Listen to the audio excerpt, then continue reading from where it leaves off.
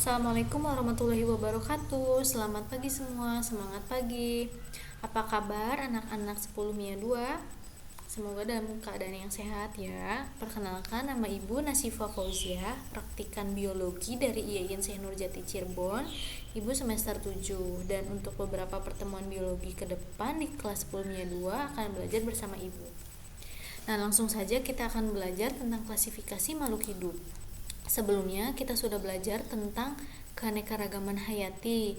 Nah, dengan banyaknya dan melimpahnya keanekaragaman hayati dan beraneka ragamnya makhluk hidup, maka perlu diklasifikasikan atau dikelompokkan. Nah, klasifikasi makhluk hidup ini adalah pengelompokan makhluk hidup. Ada ilmu yang mempelajari tentang klasifikasi makhluk hidup, yaitu namanya ilmu taksonomi. Oke, langsung saja. Kalian bisa lihat ini adalah tokoh klasifikasi, yaitu Carolus Linnaeus yang mengklasifikasikan makhluk hidup pada tahun 1735. Nah, kita akan belajar tentang sistem klasifikasi. Di sini sistem klasifikasi ada 4, sistem alamiah, artifisial, filogenetik, dan sistem modern. Sistem alamiah pengelompokan makhluk hidupnya ini berdasarkan ciri-ciri alamiahnya. Contohnya pada hewan, ada hewan yang berkaki 2, hewan yang berkaki 4. Pada tumbuhan misalnya tumbuhan semak, tumbuhan perdu, pohon, seperti itu. Masih berdasarkan ciri-ciri alamiah. Nah, sedangkan sistem artifisial ini sistem buatan di mana tujuannya untuk tujuan yang praktis. Misalnya berdasarkan kegunaannya pada hewan atau pada tumbuhan. Misalnya pada tanaman ada tanaman obat, tanaman hias, sayuran. Nah, seperti itu berdasarkan kegunaannya. Kemudian sistem filogenetik ini pengelompokan makhluk hidup yang didasarkan pada jauh dekatnya hubungan kekerabatan antar organisme. Misalnya dilihat dari morfologinya, dari ciri-ciri fisiknya. Sedangkan ada juga nih sistem modern. Sistem modern ini dibuat berdasarkan hubungan kekerabatan, misalnya ciri-ciri genetik, kromosom, atau sifat-sifat biokimia lainnya. Nah, itu sistem klasifikasi. Kemudian kita akan belajar tentang tingkatan takson dalam klasifikasi. Tingkatan takson dalam klasifikasi ini adalah tingkatan atau unit kelompok makhluk hidup yang disusun mulai dari yang paling tinggi nih, kingdom, hingga ke yang paling rendah. Dari yang paling tinggi ke yang paling rendah. Berarti dari kingdom ke varietas ini ciri-cirinya atau kelompoknya itu semakin dekat. Seperti itu. Yang pertama ada kingdom, ini pada hewan, sedangkan regum pada tumbuhan. Phylum ini pada hewan dan divisio pada tumbuhan. Kemudian di bawah phylum ada lagi kelas, di bawah kelas ada lagi ordo, di bawah ordo ada lagi family. Kemudian di family dikelompokkan lagi ada genus. Setelah itu ada spesies dan juga varietas. Varietas ini pada hewan ya, sedangkan varietas ini pada tumbuhan, sedangkan ras ini pada hewan. Seperti itu. Jadi tingkatan taksonnya ini semakin ke bawah, maka dia pengelompokannya itu ciri-cirinya semakin dekat. Seperti itu. Kemudian kita akan belajar tentang sistem tata nama makhluk hidup.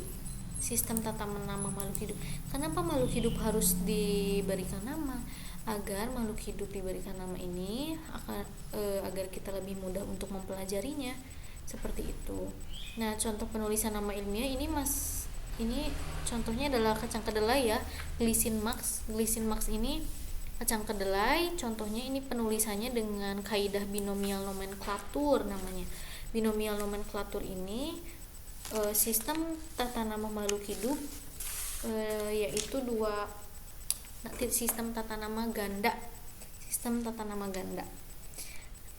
Nah, contohnya ini Glycine Max ya, menggunakan bahasa Latin kaidahnya. Kemudian huruf yang pertama atau kata yang pertama ini menunjukkan genus, di mana huruf yang pertamanya ini ditulis dengan huruf kapital atau huruf besar. Kemudian ini adalah Max ini menunjukkan nama spesies ditulis dengan huruf kecil, dan Mer ini adalah nama orang atau deskriptor namanya. Orang yang mendeskripsikan, berarti ini adalah orang yang mendeskripsikan kacang kedelai. Seperti itu.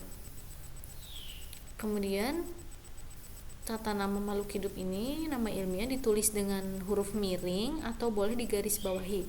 Tetapi untuk nama deskriptor tidak digaris bawahi dan tidak diberi garis miring. Seperti itu. Kita akan membahas selanjutnya tentang perkembangan klasifikasi makhluk hidup. Nah, makhluk hidup atau sistem klasifikasi makhluk hidup ini selalu mengalami perkembangan dari masa ke masa. Mulai dari 2 kingdom yang hanya dibagi animalia dan plantae, hanya dibagi hewan dan tumbuhan. Kemudian 3 kingdom, ada animalia, plantae, dan juga ada protista. Kemudian dibagi menjadi 4. Sistem 4 kingdom ini ada monera, protista, animalia, dan juga plantae. Kemudian berkembang lagi menjadi 5 kingdom, di mana di 5 kingdom ini fungi atau jamur itu dia memiliki kingdom tersendiri. Jadi ada 5 ini, monera, protista, fungi, plantae, dan juga animalia.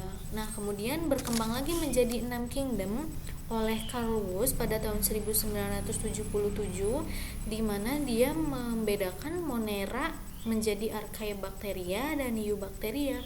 Jadi ada 6, Archaebacteria, Eubacteria, protista, fungi, plantae, dan animalia. Kemudian ada yang sistem 8 kingdom ini. Sistem 8 kingdom ada archezoa, ada protozoa, dan chromista. Pada protistanya itu dibagi. Jadi ada Archaebacteria, Eubacteria, archezoa, protozoa, chromista, fungi, plantae, dan juga animalia. Jadi ada 8. Kemudian ada sistem 3 domain. Domain ini di atas kingdom, di mana ada yang membagi menjadi 3 domain, yaitu domain archaea, domain bakteria, dan domain eukarya. Seperti itu. Itu adalah sistem 3 kingdom.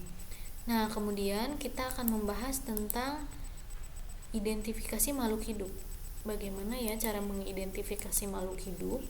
Nah, mengidentifikasi makhluk hidup ini salah satunya bisa dilakukan dengan kunci determinasi. Ini adalah contoh kunci determinasi. Kunci determinasi ini adalah petunjuk praktis untuk mengidentifikasi atau mengklasifikasikan suatu organisme ke dalam suatu tingkatan takson tertentu. Jadi setiap langkahnya ini dibuat secara berlawanan atau disebut kunci dikotom. Ini adalah kunci dikotom namanya, yang ditulis secara berlawanan. Misalnya pada nomor 1 ada tidak bertulang belakang, maka lawannya adalah bertulang belakang. Seperti itu. Contohnya kita akan mengidentifikasi kupu-kupu. Nah, nanti dilihat dulu di nomor 1. Kupu-kupu ini tidak bertulang belakang atau mempunyai ruas-ruas tulang belakang ya. Nanti dilihat. Kalau masuk ke yang A berarti melanjut ke nomor 2. Nah, ini petunjuknya. Berarti nanti dilanjut ke nomor 2. Kalau yang B berarti ke nomor 3. Lanjutnya ke nomor 3. Seperti itu. Dan ciri-cirinya dilanjutkan lagi. Nanti dilihat di nomor 2 bagaimana, di nomor 3 bagaimana. Kemudian nanti ketemu dia taksonnya. Taksonnya termasuk ke dalam apa? Molluska, Fishes, ataupun dan lainnya seperti itu. Dan seterusnya, ini bisa banyak sekali. Kalian nanti juga bisa belajar untuk membuat kunci determinasi secara singkat. Seperti itu. Nah, untuk pertemuan kali ini sampai sini dulu bahasan kita. Semoga bermanfaat. Barangkali ada yang ditanyakan, nanti boleh melalui chat WA group. Terima kasih. Ibu akhiri billahi taufiq wal hidayah. Wassalamualaikum warahmatullahi wabarakatuh.